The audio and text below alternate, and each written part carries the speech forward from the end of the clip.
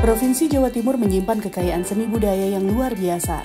Dengan sejarah yang panjang, keragaman suku dan tradisi, Jawa Timur menjadi tempat lahir dan berkembangnya berbagai bentuk seni yang unik dan menarik, serta budaya yang lekat. Seni dan budaya membantu setiap orang mengekspresikan identitas mereka, baik secara individu maupun sebagai bagian dari suatu kelompok. Mereka memperlihatkan nilai-nilai, keyakinan, dan tradisi yang unik bagi suatu masyarakat atau kelompok tertentu. Kekayaan seni budaya menjadikan Jawa Timur sebagai tempat bagi para budayawan dan pelaku seni untuk berkembang. Namun demikian, meski seni dan budaya memiliki peran sentral dalam menjaga identitas bangsa, kesejahteraan budayawan dan pelaku seni masih membutuhkan perhatian dan upaya yang lebih baik untuk mencapai tingkat yang ideal. Kalau kemudian kita bicara soal pengembangan kebudayaan begitu, ya kita harus akui kalau secara naratif itu semangat pemerintah tentu ada lah. Ada kelompok-kelompok yang dibantu, ada kelompok-kelompok yang disupport dengan alat-alat, ada kelompok yang kemudian dapat bantuan keuangan dan macam-macam. Tetapi kan itu tidak bisa menjawab sebuah proses keberlangsungan. Itu berbeda dengan kalau kita jadikan seni budaya itu menjadi benar-benar budaya yang hidup di tengah masyarakat kita. Jadi saya bahkan bermimpi kalau ini kebijakan menjadi terjadi, semua kegiatan pemerintah, baik pemerintah pusat, pemerintah provinsi, pemerintah kabupaten, bahkan pemerintah desa, itu setiap mau ada acara apapun, misalkan rapat musrenbang des, misalkan, maka itu diawali dengan pertunjukan yang dilakukan oleh teman-teman seni budaya di skala lokal. Dan saya kira tidak mahal. Saya kira teman-teman itu diberi kesempatan untuk tampil, diberi penghargaan selayaknya saja, itu sudah cukup dibandingkan dengan anggaran yang selama ini kita punya. Saya kira negara harus hadir, negara harus benar-benar terasa dan berasa untuk kemudian menjadi bagian yang menguatkan, memberdayakan, dan memakmurkan semua potensi seni budaya.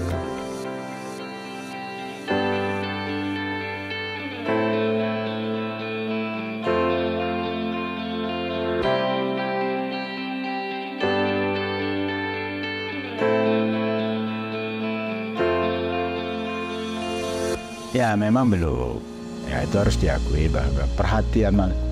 Kenapa tadi saya katakan ya, ini adalah gagasan yang saya sampaikan, gagasan. Tapi sudahkah pemerintah daerah kita melakukannya?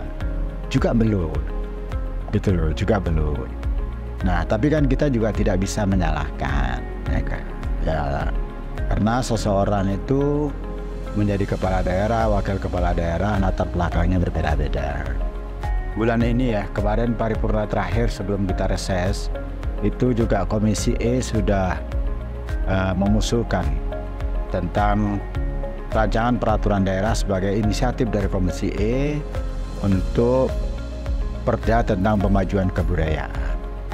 Itu dan saya juga terima kasih sekali dengan teman-teman Komisi E yang sudah menginisiasi rancangan peraturan daerah tentang pemajuan kebudayaan yang hari ini prosesnya sudah sampai sinkronisasi ke Kemenkumham, ya, ke Kemenkumham. Ya, alhamdulillah lah, dan saya juga akan mengawalnya sehingga betul-betul itu bisa terwujud.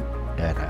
Nah disitulah terus kemudian ada hak-hak dan kewajiban dari para pelaku-pelaku kebudayaan, kemudian organisasi-organisasi kebudayaan mereka dan bagaimana seharusnya, serta kemudian tugas dan tanggung jawab dari pemerintah.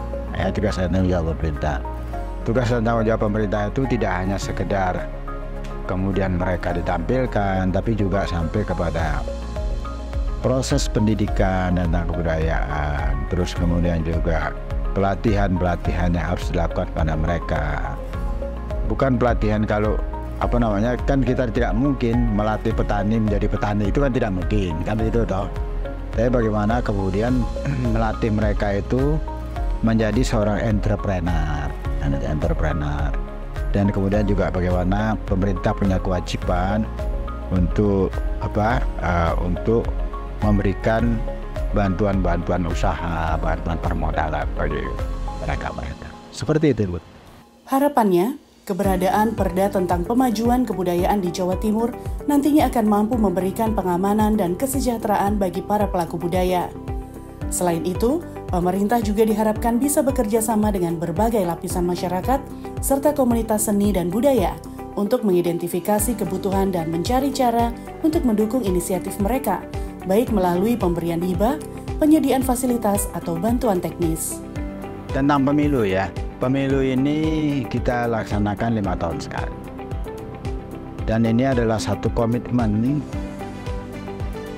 kita, bangsa Indonesia itu, yang menganut sistem demokrasi.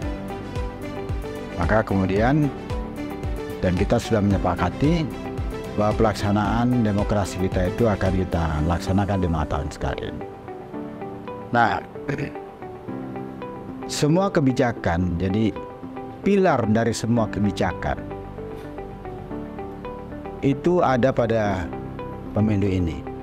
Karena pada pemilu ini kita akan memilih pemimpin-pemimpin kita, mulai presiden, DPR, DPD, dan DPRD. Ini kan merupakan pilar dari memilih pemimpin-pemimpin kita yang nanti akan mengaktualisasikan apa yang menjadi cita-cita kita.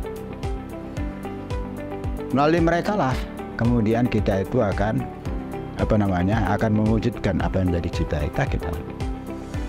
Ini oleh karena itu janganlah sampai golput.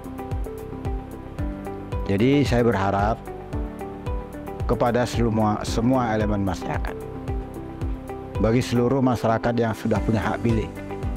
Siapa yang sudah punya hak pilih? Mereka-mereka yang berusia 17 tahun atau sudah pernah menikah, itu mereka punya hak pilih. Ya.